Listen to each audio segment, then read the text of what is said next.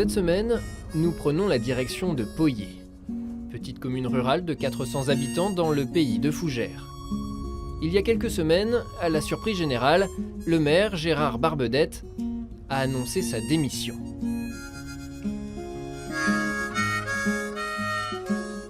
Vous comprenez par exemple que votre ancien maire ait rendu son écharpe? Oui, qu'il ait rendu oui par rapport à son emmerdement. Il aurait pu aller au moins jusqu'au bout. Mais forcément oui. Il n'y a pas qu'à Poyé ou dans n'importe quel petit bled, c'est partout pareil. Les maires en ont ras-le-bol. C'est à son domicile que nous retrouvons l'ancien maire. Bonjour. Bonjour monsieur Barbedette. 3 mois après sa démission, il a pris un peu de recul sur sa décision. Je me demandais juste en fait, qu'est-ce qui vous avait amené à démissionner de votre fonction de maire?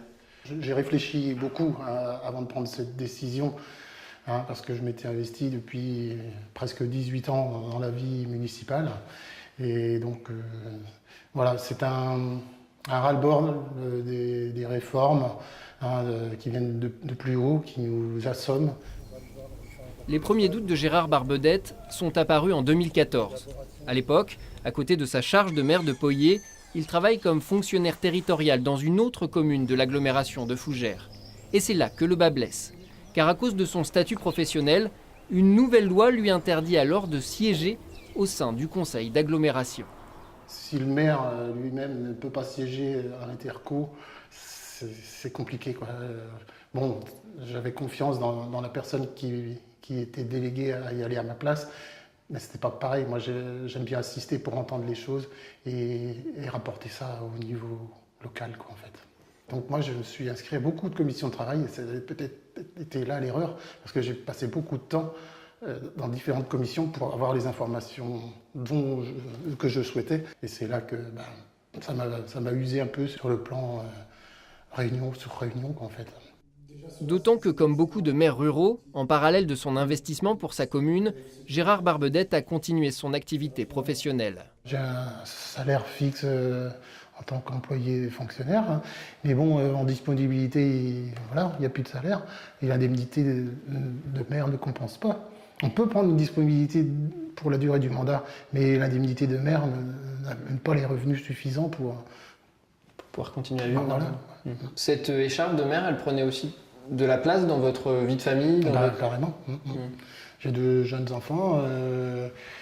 Voilà, la place du papa, elle est quand même importante. Et donc, voilà, comme disait le grand, on aime bien que tu sois maire, mais tu n'es quand même pas souvent là, quoi. Ils étaient fiers de me voir à ce poste-là, mais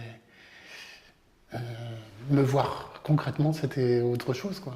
Et donc, il n'y aura pas d'autres mandats? Non. Vous êtes sûr? Oui.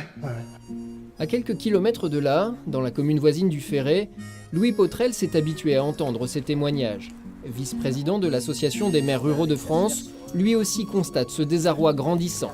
Baisse des dotations de l'État, fin de la taxe d'habitation, centralisation des décisions.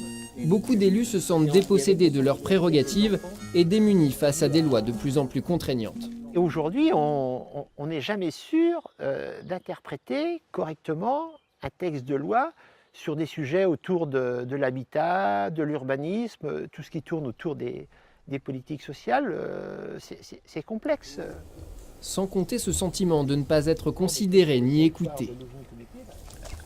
C'est vrai que quand moi j'ai des rencontres à Paris, que ce soit à l'Élysée, à Matignon, dans un ministère, à l'Assemblée, au Sénat, on nous donne très souvent raison. On nous dit « Monsieur le maire, vous avez raison, il va falloir qu'on tienne compte de vos remarques ». Et quand il y a un texte de loi qui circule à l'Assemblée nationale ou au Sénat, en fin de compte, quand le projet de loi est validé, tout ce qui nous concernait a été supprimé. Louis Potrel espère que la voix des élus ruraux finira par être entendue.